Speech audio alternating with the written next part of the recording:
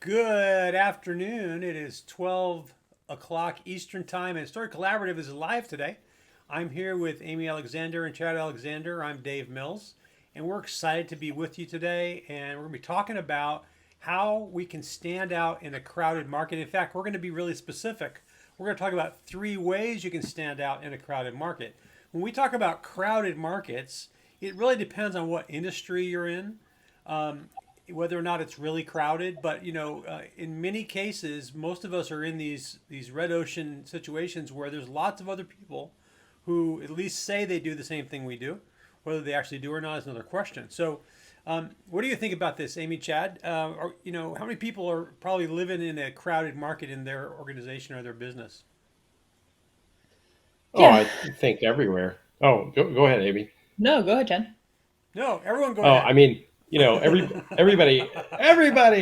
I think a lot of companies have this problem where they say they have the best whatever. This is all the reviews and all this, but how do you differentiate yourself from every other company that provides basically the same service that you do? Um, so, Yeah. Amy, you go ahead. Yeah. So my favorite example for why better doesn't work. If I say the words better ingredients, better pizza, what do you guys what comes to mind? We think of Nasty some lying popcorn, commercials. Unfortunately. right? Like we as consumers are super savvy these days. 20, 30 years ago, you could say better ingredients, better pizza and be like, "Oh, they pay more for their ingredients. It That must makes be sense. better." Now, Now I'm like, it's all lies, right? Like, how do you differentiate yourself in like what I like to refer to as marketing swill? You know, if you just saying that you're better, it's nonsense. Well, my favorite right Have you? now is all the dish soap that they're now selling, and the dish soap is like it's been the market's so saturated, right, with dish soap. What they do now is they have new kinds of bottles, right? Now they Yeah. have a bottle that you can turn upside down and it squirts that way without you having to open the lid, and then they also have one that Like sprays it's it. innovative. But honestly, the only difference between that and something and what they have at the dollar store is the bottle, right? So it's pretty funny. That's kind of what Yeah. they've gotten into. I think the other strategy is that they're using the bottle to make you use more of it. So when they There show the you go. commercial, they're like drowning the dishes in this That's- stuff, right? Yeah. I'm Yeah. sure they want me to do Oh, that. it works better. Yeah, because you're using more. Yeah, of course it's Well, going to work better. the truth is that the first place that a buyer actually experiences what you're like is on your website. That's the first Hmm. place that they Yeah. discover. And the Yeah. truth is, they Yeah. don't know if you're good or bad. And you can say you have the world's best service, which everyone says. But the truth is, they don't know what it's going to be like to work with you Yep. until they work with you. And so the first experience of kind of the customer buyer experience is on the website, and that's the Hmm. first evidence that they are going to have, that you actually are different from what they Yeah. see or experience on your website. Yeah. And it doesn't matter if it's an ad or you have a brilliant content strategy and people are coming to your website through your blog or different things you write. They're still going to look at your website, guys. Doesn't matter if you have this really cool thing you're selling. They're going to look at your website and do due diligence and figuring out whether or not they're going to do business with you. So Especially that's that's all so on your true, Chad. website. Especially when we're talking about like we're not talking about price comparisons, right? Like if you want to compete on price, Mm, that's up to you. You don't really need a marketing like growth team to help you, yeah, that. Good compete on luck. price. Good luck. Um, but like when we're talking about considered buying experiences, people are spending, thousands, multi thousands of dollars on large service sets or things like that, or they're putting their whole trust in you for, staffing or something like that. Like they're making a really big decision. They're looking at a lot of websites. They're looking at all your competitors, no question. Yeah. And yeah, your website's totally the first place. And how much do you love, by the way, when you're on a website and it talks about itself a lot? Yeah. Like Yeah. you go there Sounds because good. Yeah. you have like this burning problem and you're like, I have Yeah. like $20,000 in my budget for this Yeah. burning problem. And you go to the website and all they can do is talk about themselves. Like, cool, no Yeah. mention of their problem. That's my favorite. Well, Yeah. the other thing Yep. I It's kind of notice is that a lot of these websites, that you when people are looking for something, they do not go to one website; they go to 10. And the problem we Right. have is that a lot of times people can't even remember what they looked at because the website experience was so unremarkable that they cannot Mm-hmm. remember. You know, was And that the third one back or and the you, fifth one back? Wait a minute, one of them said they did yeah, Yeah. this. You know, unless they're Yeah. like super analytical and they've got a spreadsheet that they're filling out while they are looking, which is not very many people. You know, Well, so no, and not to mention, and I mean, a great example of that is I was looking at a bunch of candidate websites recently for like primaries where we're at, and they all said the same thing. Like every single one of them, they're all identical on the issues. I had to choose between 6 or 7 people. They're all identical on issues. If even one of them had listed their voting records or some sort of indication around like problems they have already solved that I am cared about, that would have made all the difference. But none of them did. They all said the same thing. yeah, Exactly what people are yeah, experiencing. They're like going from one website to another. They all say the same thing. They don't remember, you know, yeah. you from their mama. And I have a couple points to make. One, I mean, it takes 8 to 10 touches, guys, for marketing. I'm sure you guys have heard this for a buyer to know who you are. So you can compound that with you're among 10 other websites vying for the customer's attention. That's a steep hill to climb, right? So you have to make sure you're differentiated. Another thing is with the email strategy, Amy, GameStop was notorious for this. They would always send me emails like, hey, get this new deal and everything. And I said, dude, you already had me signed up for a membership. This was a long time ago. I've not since then done that. And you know what games I like. You know what games I buy. You know what games I buy used. Why don't you have a database of this and market to me games that I might be interested in for that week? I Yeah. mean, that would have been a no brainer, but they're, Instead, they're like, anyways. look, the new Barbie game's out, Chad. well, Yeah, what's so silly, Chad, is yeah, that imagine the size of their email list, right?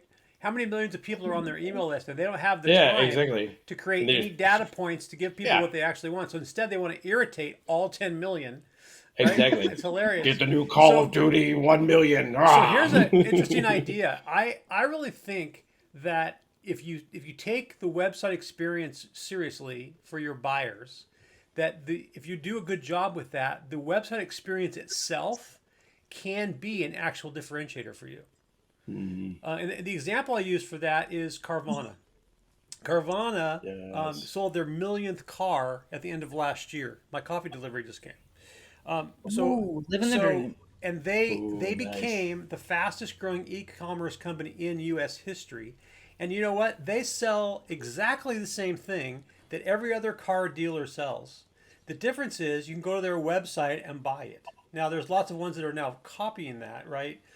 But if Yeah. you have a really amazing buyer experience on your website and you meet the needs of your buyer from the very first moment they begin to discover you, Hmm. that all by itself is a big differentiator. Even if the cars you sell are the same color and the same make as every other car dealer on the planet. Yeah. Exactly. And Yeah, you and know what? Dave, you just surreptitiously or serendipitously brought up a problem right there. You have coffee, you want to get it on time. You don't want to wake up in the morning and find you don't have coffee. Coffee delivery, have it on a subscription service. That is a solution right there. I Yeah, it's super interesting some of these even like home sales too, you know, like people are buying houses online. Mm. Yeah. How many people are still in the mindset that as a salesperson, you have to give someone the alphabet of your business? Like they think that the buck stops there. They Yeah. think everything starts and ends with them. And buyers are proving everyone wrong. Like they don't need a car Yeah. salesman. We haven't needed a Yeah. car salesman for like what, I don't know, 50 years. But Um, yeah. right, we've avoided them at all costs for like a few Yep. decades now. But Yeah. but listen, like how many like how educated are our buyers that they're willing to go drop multiple tens of thousands of dollars on a car without talking to a single person? That's how Yeah. educated they are. And that's how Yeah. important your website is. It's crazy. And so speaking to that, I mean, it would behoove car dealerships to make it about the industry. This dealership offers this plan. This dealership has these cars, like just different things to show, like, here's what you can do and like be a resource for these people instead of saying, hey, I want to buy your previously owned vehicle. Like Yeah. just being about value, saying, hey, here's some car tips you might not know. I did have a follow up from a car dealership years ago where they actually called me and said, hey, I just want to make sure you're okay with the car. Um, there's some features about it you may not know, and they gave me some free tips on it. So I appreciated that. Well, the last time I bought a car, the most useful thing the salesman did was show me how to sync my phone to the smart radio. That was like his function, and it was helpful. Like, and he Which, sat there to and be did it fair, for us when both our is phones. Hey, valuable. that was cool. But you know It what is. else? He was basically the concierge for the finance director. His job was Yeah. to keep me waiting around Yeah. until the finance director got time to take me through the deal. So Yeah. hey, so let's be practical. Let's talk about specific ways that people can Mhm. differentiate and stand out. And obviously, we're a sales enabled website company. We build sales enabled websites, and so that's our frame of reference. And I think it's pretty well justified to say that the buyer journey begins on your website. So let's talk about Mhm. that. What are some places that we could start that would be ways we can stand out on our website and deliver this buyer experience that's so great online that it's actually one of our differentiators. What do you guys think? Let's come up with Um, some real practical well, ways that they can do that. I think we've been kind of dancing around it, but like solving a problem, like Yeah. honestly solving their problem, and it doesn't have to be obtuse. It doesn't have to be complicated to figure out. Like making sure you give them all the tools they need to figure out like billing. I don't know, whatever the frequently asked questions are. Let them be able to do their own research and then solve their problem and solve it effectively to where they're like, yes, Uber, I want you to deliver my food. And it doesn't have to be delivery stuff, but it has to be valuable. It has to solve a problem for them. Yeah, and the website itself doesn't have to solve the problem, but what it does need to do is address the problem that people are coming for. Mm, Um, mm, Absolutely, 100%. I think another thing is honesty. When a mm, brand does honest reviews on their products versus other products, mm, like I'm talking about honest ones. I'm not talking about like top 10 reasons you should use us, but the title of it is like, us versus the other guy. That's not helpful. That's just salesmanship, and it's crappy salesmanship, to be honest. But what's really great salesmanship is when you can say, here's all our features, here's all the other guys' features, make your own decision. Here's why sometimes the other guy is a better choice for you. And here's why we're a good choice. Because what that mm, does is two things. One, it gains so much trust. But the other thing is that line to customers really want. Because if you can be honest, because these people, again, they're doing their own research and hopefully on your site. So if they're on your site doing their own mm, research and they see the other guy's stuff and it's legitimately better for them, why do you want that sale? You don't. You don't want the mm. sale of someone who's totally misaligned with your values, with your product, with your solutions. It'll be a huge waste of your time. You'll barely get any money out of them in the end because they'll leave. So it's just basically better business practice to be honest up front about what you offer and who you're for. Mhm. Yeah, those two things are really good. So focus on addressing the problem that the buyer is trying to solve, right? And then secondly, be honest about your product, about your industry, and tell people the real truth, right? Everyone hates a lying salesperson. They want to know what the real truth is, Mhm. and so it's actually really refreshing. So, like the impact, if I come to a web experience and they're dealing with my challenges, the things I'm trying to solve, and they're giving me honest appraisal of the industry and the product or service, that changes my perspective. And now starting to Mm. get the idea, maybe they're not just all about themselves. Maybe they're actually all about me. And everyone has this mantra, customer first, customer first, customer is always right. But the truth is that on our websites, what we do is we talk about ourselves, as you said earlier. Yeah. It's all about us. It's not about them. And so that's Yeah. part of the shift that we have to make is stop talking about ourselves all the time and start really dealing with Right. the challenges. What else can we do? So there's two practical things about. We promised three, so there's two practical things Yeah. that you can do to kind of stand out online. I think those are great. Just to Mhm. back up one step, Amy was saying people are willing to spend tens of thousands of dollars. McKinsey came out recently, and they said that the actual number that people are willing to spend online without talking to anyone is $250,000. That's the amount. Okay, so now I wonder if some of the realty sites are actually bending that number even up higher, but in the B2B Must world, be. Sure. it's 250K before someone has to talk to someone if you've done the job on the website. So this tolerance Mhm. for making decisions online is going way up. But let's just Mhm. share one more way that people can really stand out online. Chad, you mentioned like personalization and the things that are actually super available to Yes. especially a big company like Hmm. GameStop, but even like mid-sized companies. You know, you don't have to be have Hmm. multiple millions of people in Yeah. your list to be making the kind of money you need to simply personalize emails or websites. So I would say like a smart website, like a website Yeah. that Absolutely. is is sales enabled, that is connecting what's happening in marketing to what's happening in sales, um, and then also So you, just to like so you customer most likely. Oh, go post ahead. Go sales, ahead, Amy. I'm you sorry. know, like retention. Mhm. Yeah, you probably want something that has a CRM built in, a CMS. If you guys don't know what those are, that's customer relationship management, and then a content management system. So that way, if Yeah. you're doing all these blogs, you don't want them to get lost. You want to make sure that they're up to date. Like all the let the software do the work for you. And the same thing with a customer relationship management tool. You want the Hmm. software to do the job for you. And so that way you can make informed decisions about what you want on your website and do it based on data that you get rather than trying to just hodgepodge push stuff together.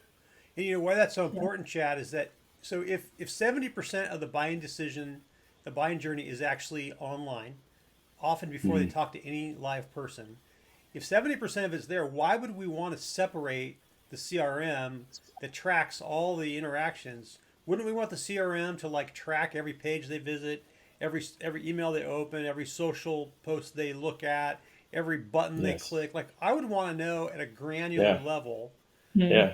how they're How interacting because long? I'm trying to create an experience for them that's Yeah. actually valuable to them, right?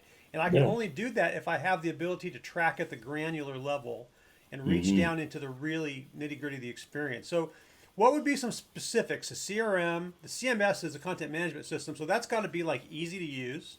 It's got to be easy to Yes. Hmm. update. It can't get in the way of the Mm-hmm. marketer. You can't be sitting around waiting on a developer all the time. Okay, Mm-hmm. what else I would would say you say?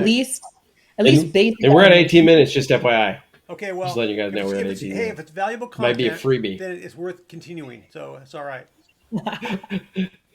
I'm just Thanks, a Chad. time guy.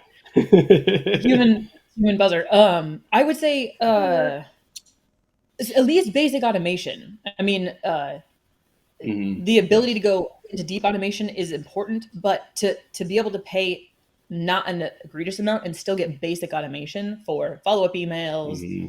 uh, Yes. automated forms, stuff like that, I feel like is pretty crucial. Yeah, that is big, and that's something that Hmm. I shared by email this last week that HubSpot actually has increased the amount of automation it's giving at all levels. Yeah. If you Hmm. use it on HubSpot, which we are big fans of, if you use an email, if you use a form, if you create a landing page, you're going to get some at least basic automation almost at no matter what level you're at with HubSpot, which is Hmm. really important, I think. A Free couple and Yeah. things. above. Go Yeah. ahead, Chad. Um, No, I was just saying free and above. Yeah. yeah. That's what HubSpot, because HubSpot wants to dominate the market. So they're giving it away for free because they want to show people how cool it is, and people will upgrade. Um, Yeah. Yeah. Smart. It is pretty smart. So a couple of things that are important to me when I think about a smart website is I want the ability. So if I have a different audience coming to an important page on my site, and I have been reaching out to that audience, I have a list, and I want them to be able to see content that's appropriate to them. I don't want to make all my content on my website so generic that it applies to the whole world. If I have a Mm-hmm. certain audience coming, I mhm. want the website to change content. I think that's important. And then the other thing that's important to Mhm. me is I think it's really important, and I think this is important for anyone that's serious about selling anything, is that you get notified when people do things, and you get notified immediately. So Yes. sales should be notified immediately when someone fills out a form. And if you have Hmm. a lead that you've been working on or someone you've been reaching out to, and they visit an important page on your website, you should get immediate notification. Yeah. If someone opens one of your videos that you've sent, they need to get notified of that. So to me, those are all becoming like table stakes for what we should have in a smart website. Yeah. And it should be a natural flow of work. And it shouldn't be like I have to go. I have 15 tabs open on my browser, and each one's for a different automation tool. You know what I Yeah. mean? Okay, now I got my list in my CRM. Now I got my email service. Now I got my sales tracking pipeline. Now I've got my CMS. I mean, it should not be like that. Here's my SMS thing. That is just crazy town in terms of time. And so I think it's Yeah. important that a smart website, and just because a person says a website is going to look pretty does not mean that it's going to be a smart Ooh, website, right? no. It has to have technology behind it that actually works. So, anything you guys want to add as we kind of wrap Cool. up today? It's, No, this was great. no, yeah. Yeah, I mean, it's, pretty websites are kind of like people who are fake. They look great on the outside, and then on the inside, they may not be all together there. So Well, let's not I was be trying to say biased that against. politely, and then Let's I not just be kept biased going against with pretty it. people. Like you guys are kind of pretty people, and you guys have something behind your glasses. So, but let's not diss on all the pretty people. So, I mean, in the non-politically Did I say correct way of something? I don't to know. say that is that they're blonde websites, which is pretty funny. Sometimes I like Michael Scott, and I start a sentence and I don't know where it's going. It's just gonna well, go somewhere. we should do one of these Story Collaborative Live and just talk about the pretty pixels and what roles it play. Because like when someone calls me about a web design, they go, "I want a pretty web design." Well, I want it to be pretty too. But gosh, it better be more Yeah, than just pretty. So yeah, let's talk about yeah. that. Maybe we can just keep all the pejoratives out of the conversation and all the mockery of different hair colors and all that, and just talk about the issue. But anyway, this is helpful. And as always, you can check us out at story-collaborative.com, or you can call us at 888-652-0119, and somebody will pick up a live person. Have a great day. Bye, See you guys. guys. Bye.